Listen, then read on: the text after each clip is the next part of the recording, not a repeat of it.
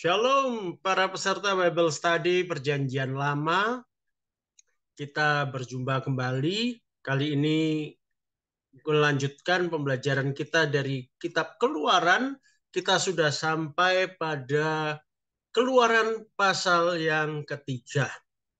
Di pasal ketiga ini ada peristiwa yang menarik, yang terkenal, yaitu tentang semak yang menyala namun tidak terbakar. Di sini kita melihat bagaimana Musa berjumpa dengan Allah.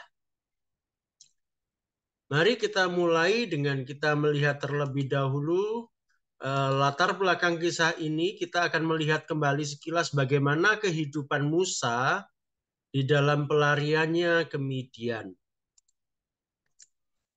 Bagaimana Musa dari istana berpindah ke padang penggembalaan.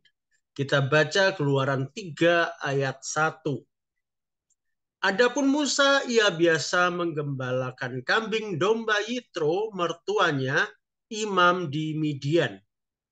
Sekali ketika ia menggiring kambing domba itu ke seberang padang gurun, sampailah ia ke gunung Allah, yakni gunung Horeb.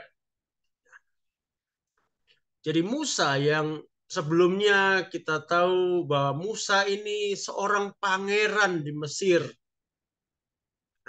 Bahkan bisa dibilang calon penerus tahta.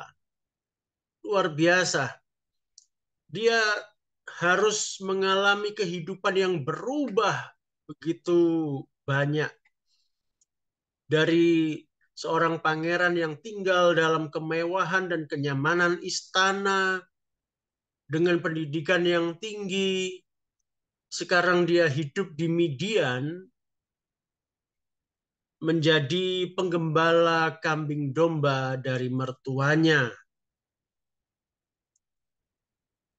Ini tentu sesuatu yang tidak enak, sesuatu yang tidak mudah, ya. Dan tentu ada dampak yang besar dari perubahan ini pada kondisi spiritual maupun kejiwaan Musa. Ya.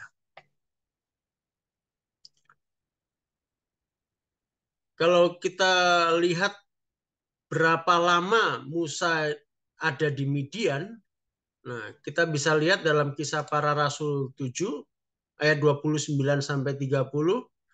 Di sini dikatakan, ya, mendengar perkataan itu larilah Musa dan hidup sebagai pendatang di tanah Midian. Di situ ia memperanakkan 2 orang anak laki-laki. Dan sesudah 40 tahun tampaklah kepadanya seorang malaikat di padang gurun Gunung Sinai di dalam nyala api yang keluar dari semak duri. Ya, 40 tahun. Ya.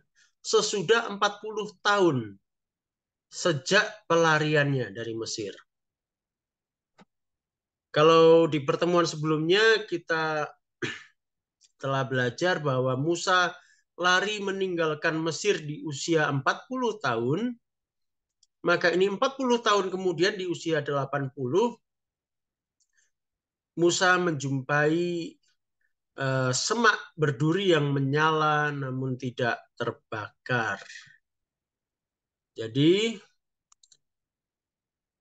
Musa lahir, kemudian setelah berusia 40 tahun Musa lari dari Mesir. Kemudian Musa diutus Allah di usia 80.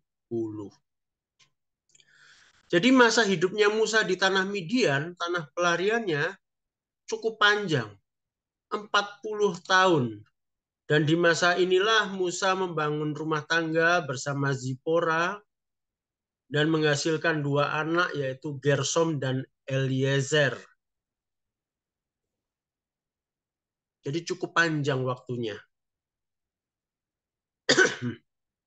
Setelah masa yang panjang inilah, Musa tiba-tiba menjumpai semak yang menyala itu. Mari kita baca Keluaran 3 ayat 2-3. Tentang semak yang menyala namun anehnya tidak terbakar. Ya. Kita baca. Lalu malaikat Tuhan menampakkan diri kepadanya di dalam nyala api yang keluar dari semak duri. Lalu ia melihat dan tampaklah semak duri itu menyala tetapi tidak dimakan api. Musa berkata, baiklah aku menyimpang ke sana untuk memeriksa penglihatan yang hebat itu. Mengapakah tidak terbakar semak duri itu? Nah, kok aneh ya? Ada semak duri menyala, jadi kelihatan seperti ada apinya, tetapi tidak habis dimakan api.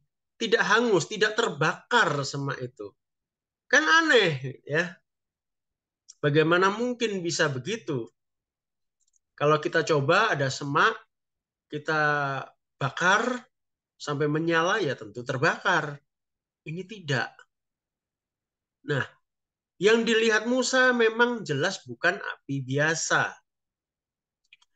Ini adalah uh, suatu pernyataan diri dari Allah ya, atau yang biasa dikatakan dalam bahasa teologis teofani ya. Allah yang menampakkan diri pada manusia. Nah, kali ini yang ditampakkan adalah nyala terang ya. Nah, ini kalau dalam bahasa teologisnya gereja-gereja timur, gereja ortodoks, mereka menyebutnya sebagai energi ilahi, ya. Terang yang tak tercipta, artinya terang dari Allah sendiri yang sudah ada sejak semula, yang memang dari Allah. Terang itu bukan terang yang diciptakan seperti kita yang menyalakan api lalu baru timbul terang, atau kita menyalakan lampu dengan listrik. Ini terang yang dari Allah sendiri, sang sumber terang itu.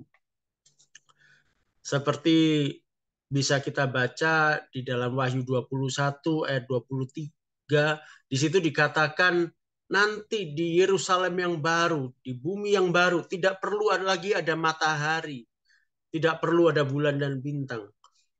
Karena Allah sendiri yang menerangi. Jadi Allah kita adalah Allah yang terang. Makanya di dalam Yohanes pasal 1 juga dikatakan Tuhan Yesus adalah terang. Kita pun yang ada di dalam Tuhan, kita memiliki terangnya Tuhan. Nah, Musa menjumpai semak yang menyala terang namun tidak terbakar, tentu terheran-heran. Reaksi Musa di ayat 3-4 kita baca. Musa berkata, baiklah aku menyimpang ke sana untuk memeriksa penglihatan yang hebat itu. Mengapakah tidak terbakar semak duri itu? Ketika dilihat Tuhan bahwa Musa menyimpang untuk memeriksanya, berserulah Allah dari tengah-tengah semak duri itu kepadanya. Musa, Musa. Dan ia menjawab, ya Allah. Jadi ketika itu Musa mendekat, kemudian maka terdengarlah kepada Musa suara Allah yang berseru memanggil namanya. Musa ketika itu tentu bingung juga, ini siapa yang memanggil? Ya. Tetapi karena ini sesuatu yang ajaib, maka Musa pun berpikir ini pasti bukan makhluk biasa. Makanya Musa berkata, ya Allah,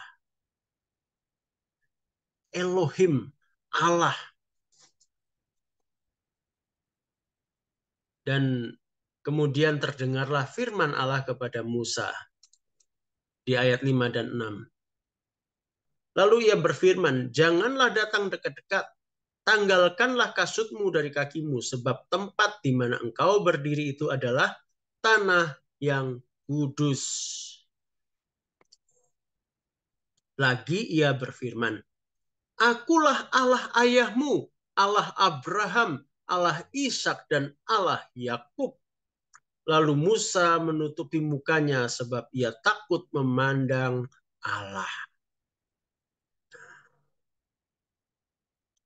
Jadi coba diperhatikan, kalau tadi sebelumnya Musa kaget karena mendengar namanya disebut.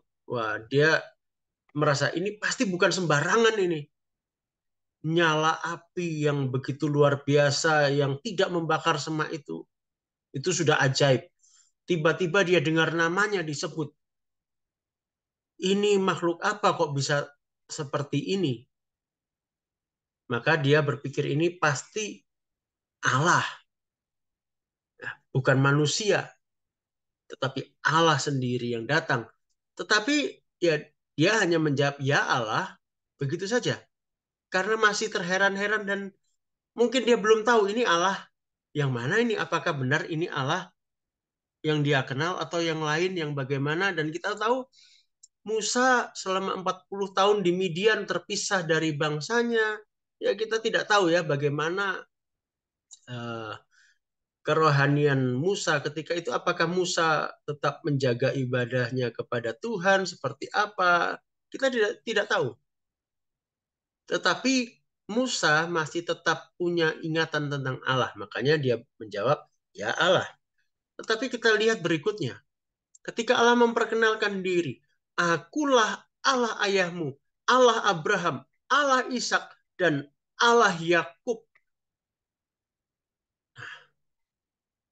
Di saat inilah Musa betul-betul tahu, dia sadar, ini Allahnya leluhurku, ini Allahnya Abraham, Ishak, dan Yakub. Inilah El Shaddai itu, Allah yang maha kuasa, El Elyon, Allah yang maha tinggi. Makanya kemudian Musa menutupi mukanya sebab ia takut memandang Allah. Pernyataan Allah di sini bahwa akulah Allah ayahmu, Allah Abraham, Allah Ishak, dan Allah Yakub. Ini penting sekali. Kalau kita baca terus Alkitab, ini menjadi pengenal ya bagi orang Israel. Allahnya Abraham, Allah Ishak, Allah Yakub. Bukan Allah yang lain. Bukan Allahnya orang lain. Bukan Allahnya bangsa lain. Bahkan sampai sekarang dalam doa orang Israel, ya, setiap hari mereka berdoa itu 3 kali. Mereka akan mengucapkan ini. Ini ya, orang Israel yang berdoa 3 kali sehari.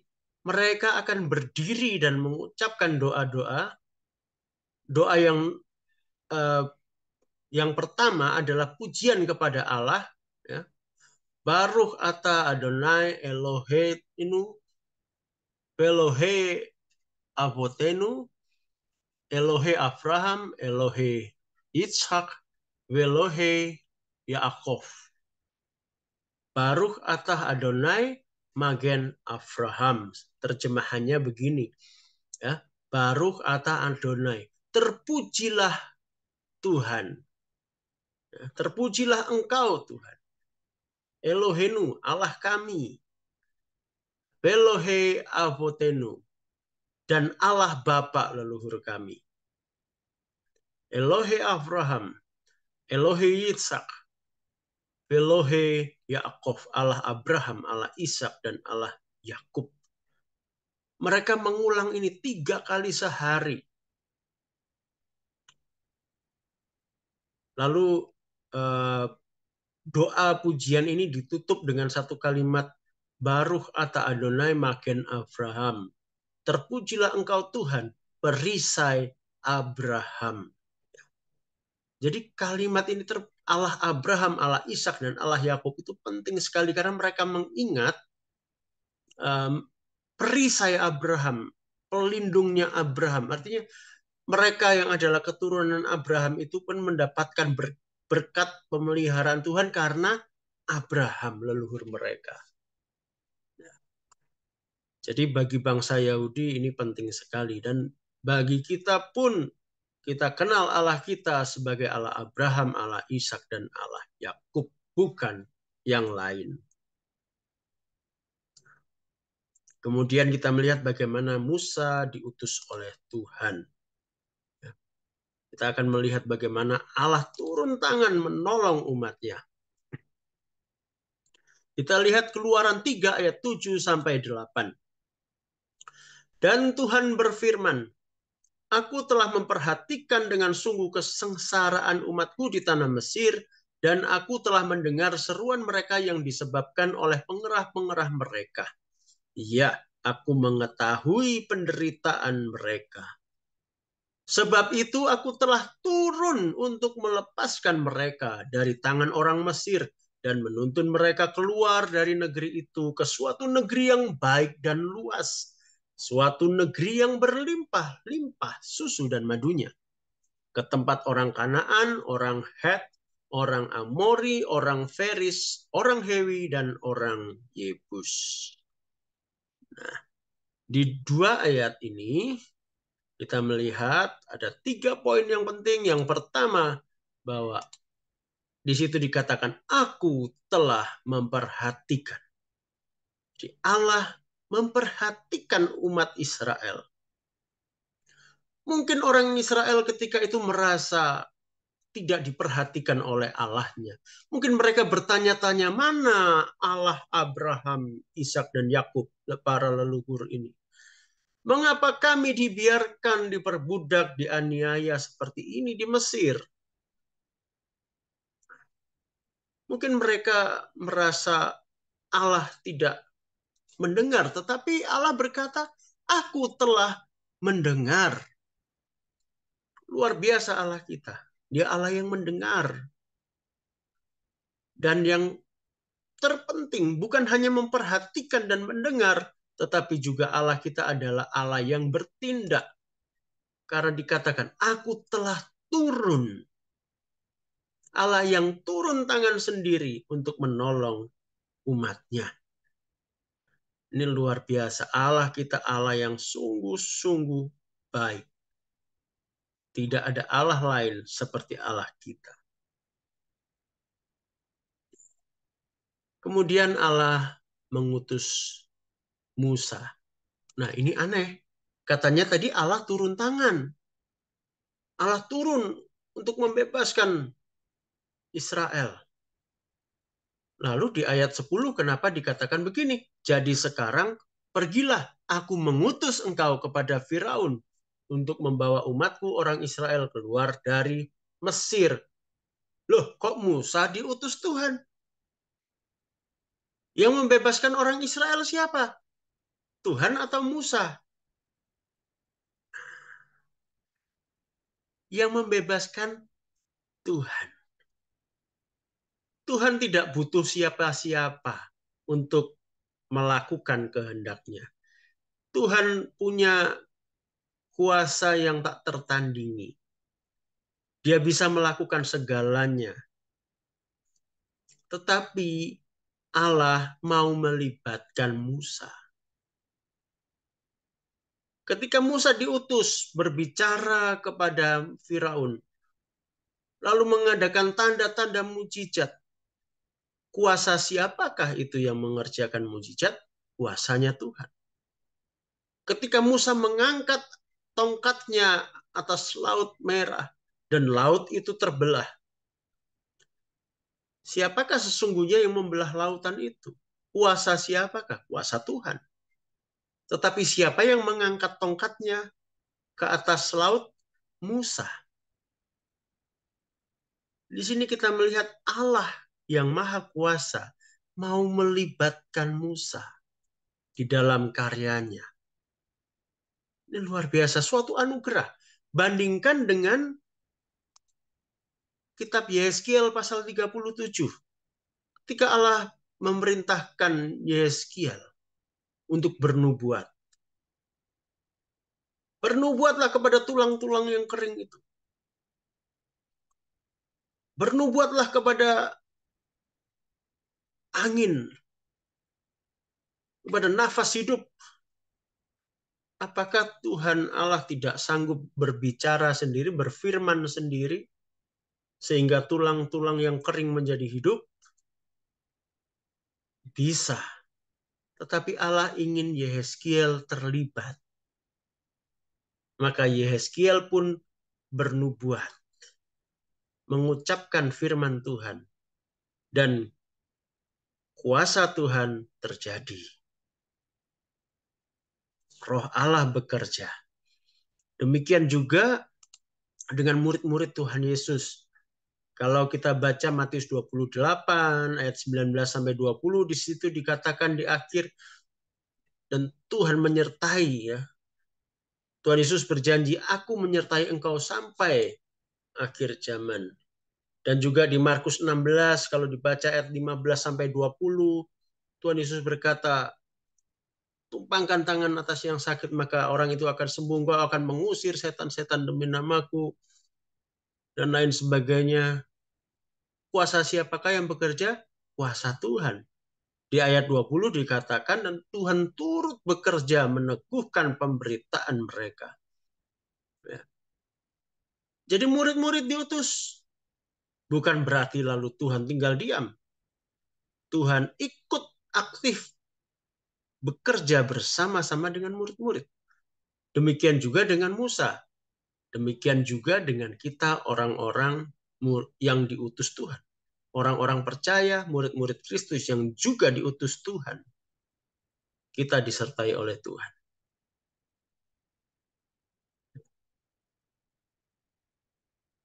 Sekarang kita melihat berikutnya. Musa mengalami keraguan. Bayangkan Musa ini sudah 40 tahun meninggalkan istana. Usianya sudah 80 tahun, tidak muda lagi. Tentu berbeda dengan ketika dia masih usia 40 tahun, masih gagah.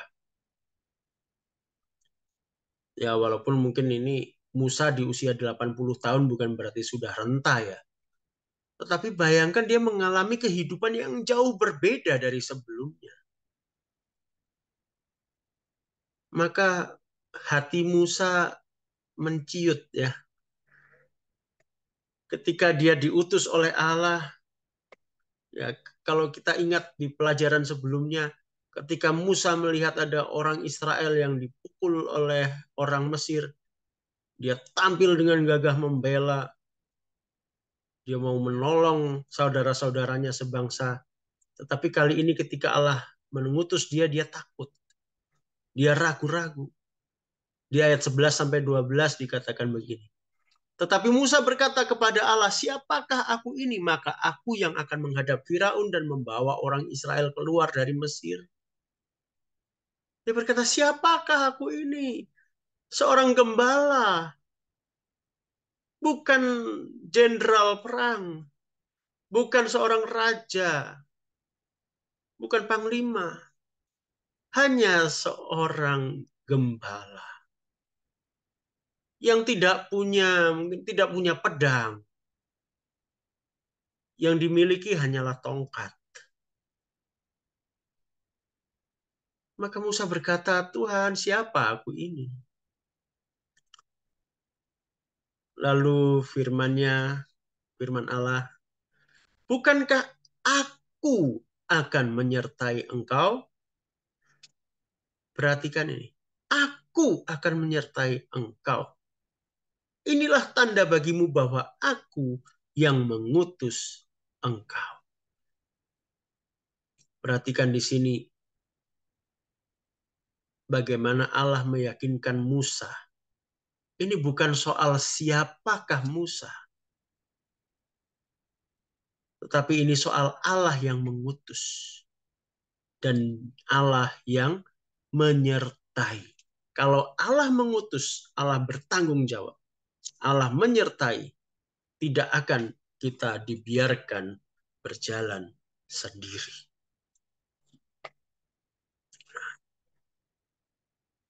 Berikutnya, Musa bertanya kepada Allah, nanti kalau aku ditanya oleh orang Israel, siapakah namanya? Siapakah nama Tuhan itu? Aku harus menjawab apa? Nah, ada pernyataan diri dari Allah yang luar biasa, yang sangat menarik. Di Keluaran 3 dikatakan, aku adalah aku. Nah, aku adalah aku ini bagaimana? Nah, untuk ini kita akan bahas di pertemuan berikutnya. Mohon bersabar. Karena tentang pernyataan diri Allah ini cukup dalam untuk dibahas ya. Jadi lebih baik kita sediakan satu sesi khusus ya pada sesi berikutnya untuk membahas Aku adalah Aku, Allah Sang Maha Ada. Ya. Sekarang kita lihat berikutnya dulu. Allah mengutus Musa untuk membawa Israel keluar dari Mesir dan tentunya harus menghadapi Firaun, raja Mesir. Tetapi Tuhan berkata, raja Mesir ini, Firaun ini, hatinya keras. Ya. Apa yang dikatakan Tuhan, kita baca ayat 18 sampai 19. Dan bila mana mereka mendengarkan perkataanmu, maka engkau harus beserta para tua-tua Israel pergi kepada raja Mesir. Dan kamu harus berkata kepadanya, Tuhan Allah orang Ibrani telah menemui kami. Oleh sebab itu, izinkanlah kiranya kami pergi ke padang gurun 3 hari perjalanan jauhnya untuk mempersembahkan korban kepada Tuhan Allah kami. Tetapi aku tahu bahwa Raja Mesir tidak akan membiarkan kamu pergi, kecuali dipaksa oleh tangan yang kuat.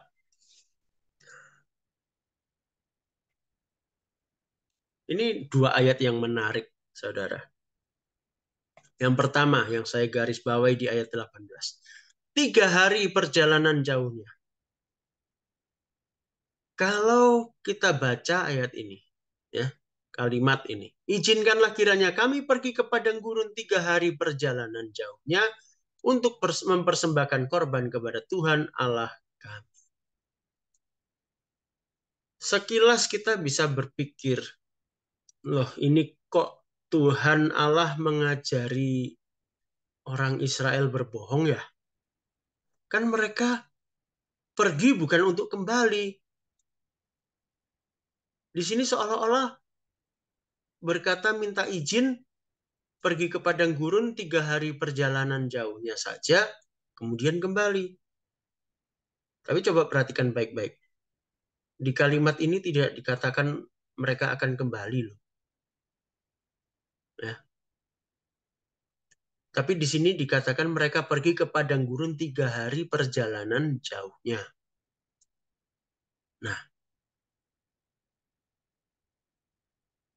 apakah Allah sedang mengajari berbohong, bersikap licik? Sebetulnya tidak. Ya. Sebentar lagi saya jelaskan. Ayat 19 perhatikan yang saya garis bawahi. Raja Mesir tidak akan membiarkan kamu pergi.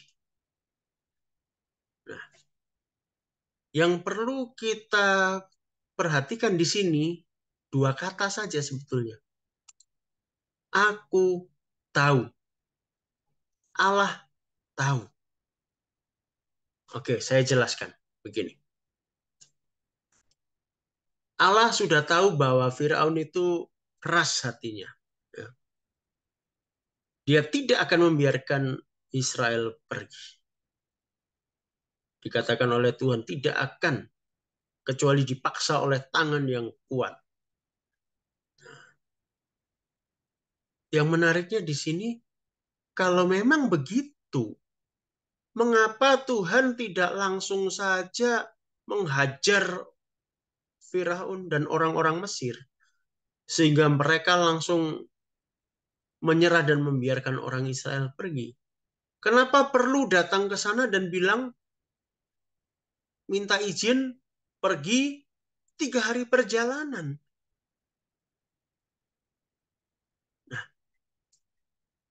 ini sebetulnya adalah bagaimana Tuhan memberi kesempatan kepada Firaun. Kalau kita lihat di sini, ini luar biasa. Allah kita itu Allah yang penuh kasih dan adil. Dia tahu Raja Mesir itu keras. Raja Mesir tidak akan merelakan orang Israel pergi. Tetapi Tuhan Allah juga tidak mau semena-mena langsung menghajar Firaun dan orang Mesir. Tuhan memberikan kesempatan. Makanya Tuhan katakan, izinkan pergi 3 hari perjalanan jauhnya. 3 hari perjalanan tidak terlalu jauh. Pulang pergi berarti ya sekitar 6 hari. 6 atau 7 hari mungkin. Ya. Dengan harapan apa? Mencoba memberi kesempatan kepada Firaun. Apakah Firaun ini bisa melembutkan hati? Apakah Firaun ini masih punya kebaikan? Atau benar-benar dia hanya mengeraskan hati? Dan kita tahu memang dengan minta izin 3 hari perjalanan jauhnya saja, kira-kira pergi seminggu, Firaun tidak mengizinkan.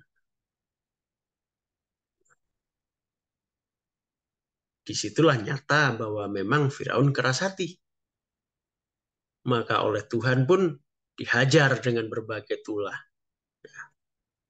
Seumpama Firaun tidak bersikap begitu keras, ya, seumpama kesempatan yang Tuhan berikan ini dimanfaatkan, disadari dan dimanfaatkan oleh Firaun.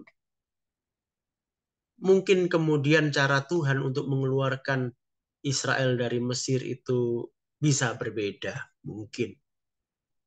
Ya. Jadi Tuhan itu memberi kesempatan. Ya. Karena Tuhan itu adil dan penuh kasih. Sama seperti kalau kita mengingat peristiwa antara Kain dan Habel. Ketika Kain marah, panas hatinya, Tuhan Allah tidak serta-merta mengusir Kain. Tuhan Allah memperingatkan terlebih dulu. Tuhan Allah masih memberi kesempatan untuk bertobat. Sayangnya kesempatan itu tidak digunakan. Demikian juga dengan Firaun kali ini. Ya.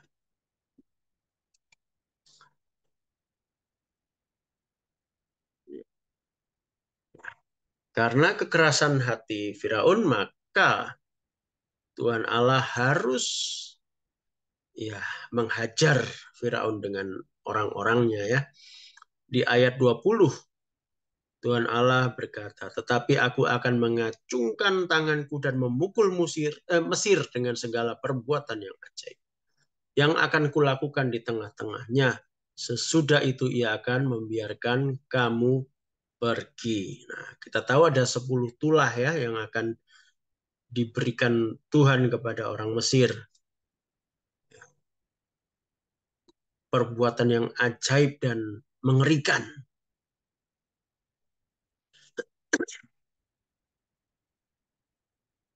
Jadi kalau kita dapat kesempatan dari Tuhan, manfaatkan sebaik-baiknya. Jangan tunggu kita dihajar Tuhan dulu, baru bertobat. Ya. Kemudian bagian yang terakhir kita lihat bahwa Allah mengatakan bahwa nantinya orang Israel akan keluar dari Mesir dengan tangan yang penuh, bukan dengan tangan yang kosong. Keluaran 3 ayat 21 sampai 22. Dan aku akan membuat orang Mesir bermurah hati terhadap bangsa ini.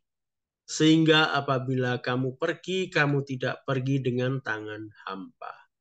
Tetapi tiap-tiap perempuan harus meminta dari tetangganya dan dari perempuan yang tinggal di rumahnya barang-barang perak dan emas dan kain-kain yang akan kamu kenakan kepada anak-anakmu lelaki dan perempuan. Demikianlah kamu akan merampasi orang Mesir itu. Nah, ini ayat ini agak nggak enak ya dibaca ya. Seolah-olah kok orang Israel jadi penjara ya, jadi perampok ya. Tapi yang pertama kalau kita perhatikan di ayat 21 dikatakan, aku akan membuat orang Mesir bermurah hati. Murah hati. Artinya orang Mesir dengan rela hati memberi kepada orang Israel. Orang Israel meminta, bukan merampok. Hanya meminta. Dan orang Mesir akan memberi dengan rela hati. Mungkin ya, ini mungkin loh ya. Perkiraan saya gitu ya. Kira-kira mungkin kan sebelum Israel keluar itu nanti terjadi tulah yang mengerikan ya. Eh, ada setelah 9 tulah yang mengerikan. Terakhir tulah ke-10, anak-anak sulung di Mesir mati. Anak-anak sulung manusia maupun binatang ternak mati. Pasti mengerikan sekali. Ini perkiraan saya saja. Mungkin orang Mesir ketika itu merasa, waduh ini orang Israel bikin sial aja ini. Aduh sudah cepat pergi sudah. Ya sudah ini nih. Bawa dah apa yang mau dibawa ini nih buat bekal di jalan. Sudah sana cepat pergi. Mungkin seperti itu. Ya, mungkin. Nah, tapi yang unik kita perhatikan ya. Ini apa yang dikatakan Tuhan di Keluaran 3 betul-betul terjadi di Keluaran 12 ayat 36 kita bisa baca. Dan Tuhan membuat orang Mesir bermurah hati terhadap bangsa itu sehingga memenuhi permintaan mereka. Demikianlah mereka merampasi orang Mesir itu. Benar-benar menjadi kenyataan. Dan uniknya lagi ini bukan sekedar menjadi kenyataan, tetapi juga kalau kita mundur ke belakang, sebetulnya ini sudah dikatakan Tuhan kepada Abraham dalam Kejadian 15 ayat 14. Bayangkan rentang waktunya ratusan tahun. Sekitar 600 700-an tahun. Di Kejadian 15 ayat 14 dikatakan, tetapi bangsa yang akan memperbudak mereka akan kuhukum dan sesudah itu mereka akan keluar dengan membawa harta benda yang banyak. Ini sudah diberitahukan kepada Abraham. Luar biasa Allah kita memegang janjinya. Dan sekali lagi apakah Allah mengajarkan orang Israel untuk menjarah, merampok begitu? Kalau saya lihat di sini sebetulnya tidak. Ya. Sekali lagi perhatikan mereka meminta kepada orang Mesir. Dan Tuhan membuat orang Mesir bermurah hati sehingga memberi. Ya. Dan kalau kita lihat juga ini keadilan Allah untuk orang Israel. Karena mereka selama bertahun-tahun mereka mengalami perbudakan. Ya. Bukan waktu yang singkat. 400 tahun. Mereka harus mengalami penganiayaan sebagai budak yang dipaksa bekerja begitu keras tanpa upah yang layak. Maka ini saatnya mereka mendapatkan haknya mereka. Jadi justru di sini Allah sedang menunjukkan keadilannya bagi bangsa Israel. Nah, sekarang kita sampai pada bagian akhir, kesimpulan untuk kita renungkan dan kita lakukan dalam kehidupan kita masing-masing. Nah, apa kesimpulan kita? Silakan masing-masing mencoba membuat kesimpulannya sendiri. Kemudian kita akan diskusikan di sesi diskusi. Yang penting saya tekankan di sini, kesimpulan kita nanti seputar dua hal, seputar pengutusan Musa, hal-hal apa yang kita bisa pelajari di sini, dan juga seputar tentang Allah Israel, Allah kita, Allah Abraham, Ishak, dan Yakub. Apa yang bisa kita pelajari tentang karakter Allah, tentang cara Allah bekerja di sini. Ya. Silakan, jangan ragu-ragu menuliskan, dan kalau ada hal yang mau ditanyakan, jangan ragu bertanya. Yang jelas ada satu hal di sini yang sengaja tidak saya jelaskan. Kalau Anda teliti, mengikuti, dan Anda kritis, seharusnya Anda akan menemukan sebuah pertanyaan. Minimal satu pertanyaan. Baiklah, itu saja yang saya sampaikan. Sampai jumpa di sesi diskusi. Tuhan Yesus memberkati.